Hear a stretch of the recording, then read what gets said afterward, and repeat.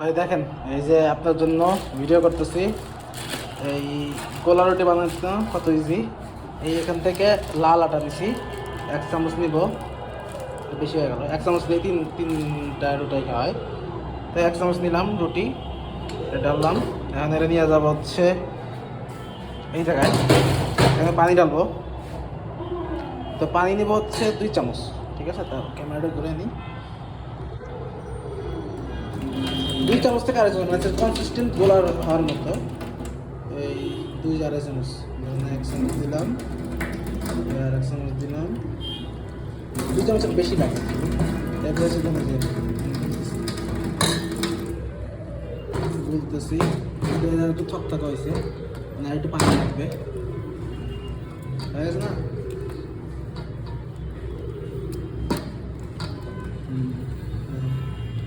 আমার ওটা হয়ে গেছে। দ্যাটস ইট, এই যে আমার গোলা রেডি, ঠিক আছে। গোলা অলমোস্ট রেডি।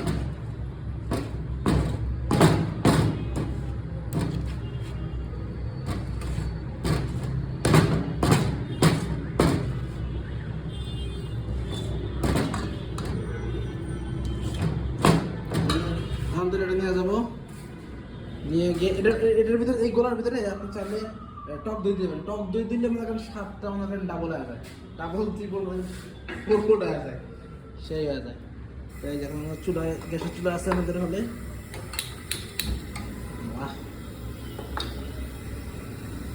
জালটা কিন্তু এই জালটা খুব আস্তে হতে হবে, ঠিক আছে, আস্তে। আর এই ধরনের আমার কাছে এখন এটাই আছে হলে। তো আপনার এগুলো সবচেয়ে ভালো হয়েছে তাওয়ার উপরে, বুঝছেন। তাওয়াতে যদি রান্না করেন, এই যে দেখেন আমাদের এখানে একটু মাঝে কিন্তু দোপা আছে একটু, এই দোপার কারণে এই রান্নাটা ভালো। আর যদি ফ্ল্যাট থাকে তাহলে তো আরও ভালো, ফ্ল্যাট হলে অনেক ভালো হয়। তো জালটা আস্তে থাকলো। এখন হচ্ছে আমরা এখান থেকে 1 চামচ নিব। হ্যাঁ, 1 চামচ নিলাম। নিয়ে এসে ওটা একটু গরম হয়, আচ্ছা গরম হওয়া লাগবে, গরম দিয়ে দেবো, ঠিক আছে। এরপর ঢাললাম, ঠিক আছে। ঢাইলে এটা ছড়াই শেষ। দিস ইজ মাই কোলা রুটি, মানে ডোসা ইজের বলে, ইন্ডিয়ান ডোসা, বাট আমি লাল আটা দিয়ে বানাইছি। আমার গোলা রুটি হয়ে গেছে। অনেকে হচ্ছে এর উপরে হচ্ছে যে পেঁয়াজ টিয়াজ ছিটিয়ে দেয়, তো আমার কাছে তো নাই, আর আলসি, সো আমি ছিটিয়ে দিব না। এখন একটুখানি পরে এটা শুকায় যাবে, শুকায় গেলে এটাকে উল্টাই দিব, শেষ, ঠিক আছে। আর দেখা যাচ্ছে কালারটা চেঞ্জ হয়ে যাচ্ছে এখানে। হ্যাঁ, তো আগে যদি নড়াচড়া করতে চান তাহলে কিন্তু বিপদে পড়বেন, তাহলে হচ্ছে এটা সহজে উঠবে না। এই কালারটা পুরোটা চেঞ্জ হয়ে গেলে দেখবেন যে অটোমেটিকই উঠে আসছে। আর এটা কম জালে করতে হয়।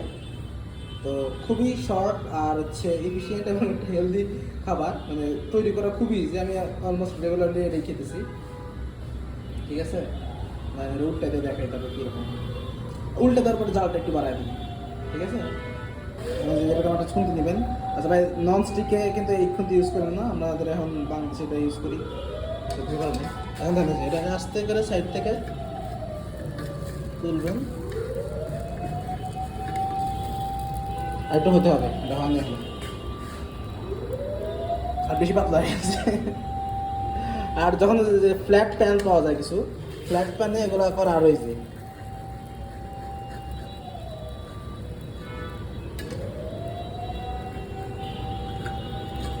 ভেঙেই গেল, দেখি আরেকটু হোক। এই তো খুশি হয়ে গেছে, যাই হোক হয়ে গেছে আমার। এর আটকে আছে, উল্টাই দিলাম,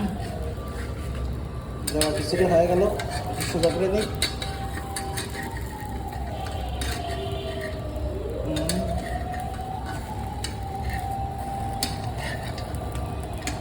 তেলে কারো তেল আসছিল, হয়তো আমি জিনিসটা পরিষ্কার করি নাই ঠিক মতো, সেদিন তেলটা হয়ে গেল, ভালো হয় নাই। হাত দিয়ে করি কি আছে।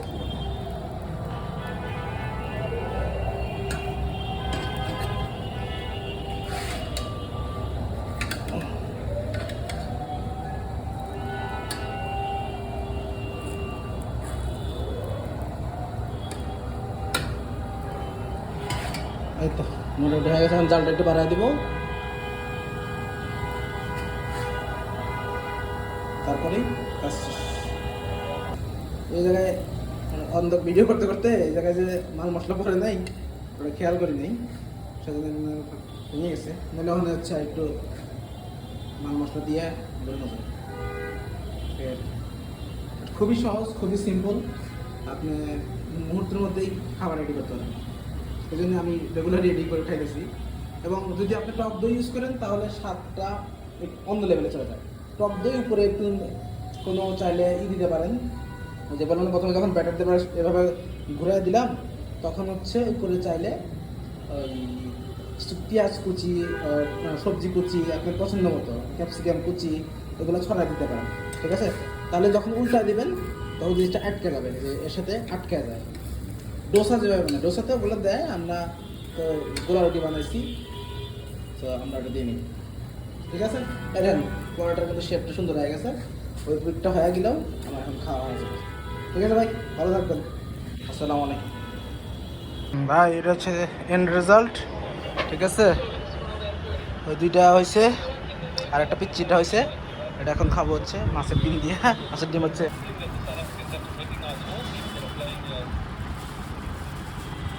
সেই স্বাদ, ঠিক আছে? ভালো হয়েছে। এটা হচ্ছে ভাই আজকে রোজা রাখছিলাম, তারপরে হচ্ছে এখন এটা ডিনার, ঠিক আছে?